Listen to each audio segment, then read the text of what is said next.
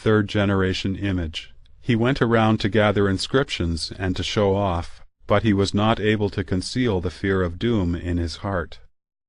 Jiang Zemin cried out to eliminate any unstable factors in their embryonic stage, which was just the conclusion he came to in extreme fear.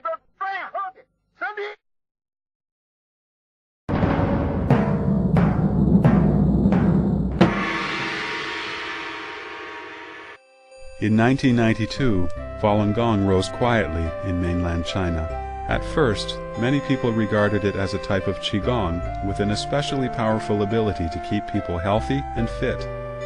However, people gradually realized that the essence of Falun Gong is to teach people to become better based upon the principles of truthfulness, compassion, and tolerance.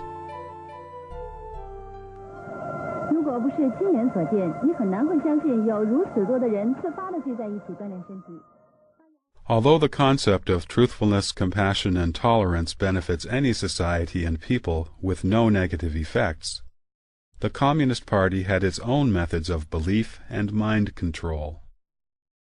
From the day the party seized power, it started to poison and deprive Chinese people's minds in an organized way, which in China is known as being tamed by the tools of the party.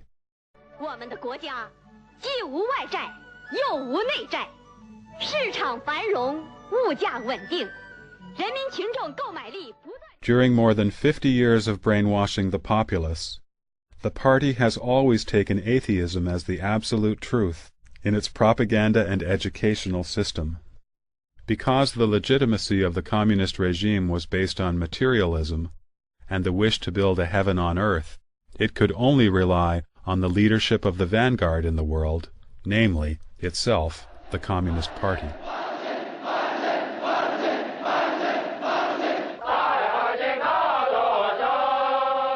The atheists' propaganda aims to make people believe there is no heaven or hell, and no karmic retribution, so that people would no longer be restrained by their conscience.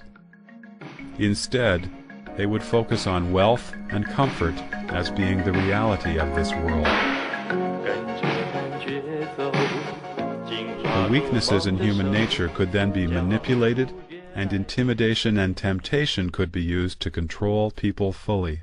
Meanwhile, the practice of atheism enabled the Communist Party to itself interpret freely what is virtuous and what is good or bad. However, theism gives people an unchanging standard of good and bad. Falun Gong practitioners evaluate right or wrong based on truthfulness, compassion, and tolerance. This obviously hinders the CCP's efforts to unify people's thinking. Moreover, those with strong beliefs are able to see through life and death. The illusions of the secular world do not move them. They take the temptations of the earthly world and threats to their lives lightly, thus rendering the Communist Party feeble in any efforts to manipulate them.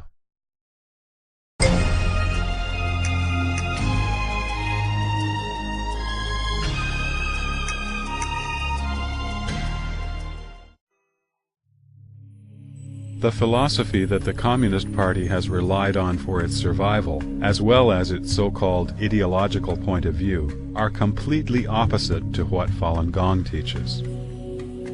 Falun Gong promotes truthfulness, including only telling the truth and doing truthful things.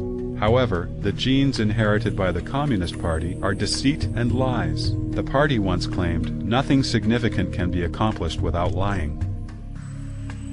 Falun Gong promotes compassion, including considering others first and being kind to others in all circumstances. But violence is another gene inherited by the party. The party advocates brutal struggle and merciless crackdown. Falun Gong promotes a world outlook of searching inside oneself.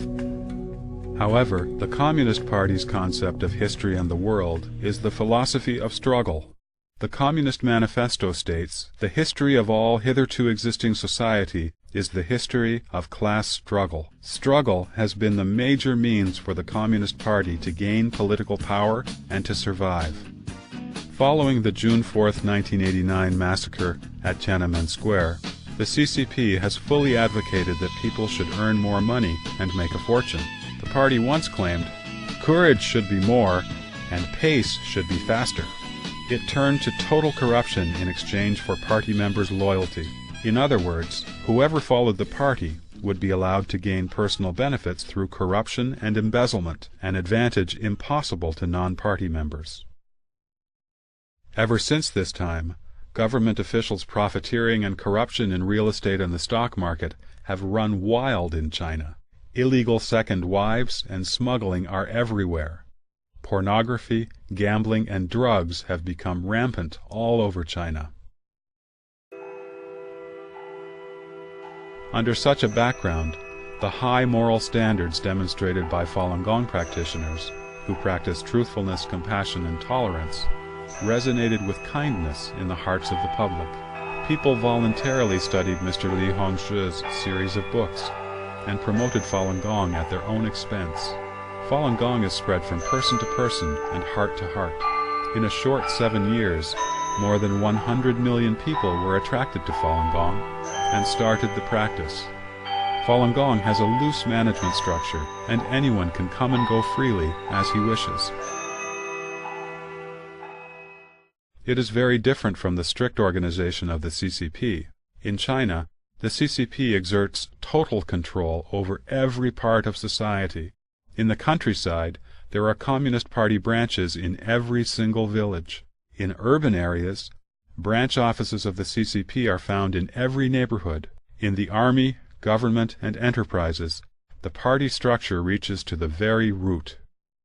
Despite the party's strict organization, the political study and group activities conducted weekly or more frequently in the CCP branches exist only in form. Few party members agree with the party ideology.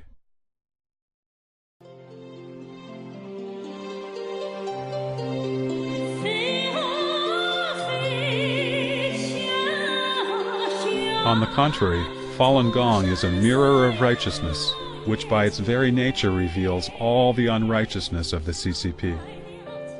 In fact, what Falun Gong brings to people is a culture and a way of life. It is an ancestral culture and the root of Chinese traditions, which the Chinese people had lost long ago. Once this traditional morality was accepted by the public, nothing could prevent it from flourishing rapidly. Chinese traditional beliefs have been forcibly shut down and tampered with by the Communist Party for decades. It would be the choice of history to return to tradition. It would be the path of return chosen by the vast majority of people after tribulations and misery. When given such a choice, people can certainly distinguish between right and wrong, and are likely to leave wickedness behind. This amounts to a fundamental denial and abandonment of what the Communist Party has promoted. 今天一大早，上海体育中心人头攒动，本市近万名爱好法轮大法的练功者汇聚一处，进行推广表演。 Just when more and more people started to practice Falun Gong and save a large amount of medical expenses for the country, and social morality began improving gradually, the CCP's evil nature started to show its effect. From 1994, the CCP's primary organ for watching the country's people, the Public Security Ministry, began suppression, monitoring, and investigation of Falun Gong, with the intent to fabricate accusations that could be used to frame Falun Gong. In 1996, Guanming Daily published articles denouncing Falun Gong's ideology for no reason.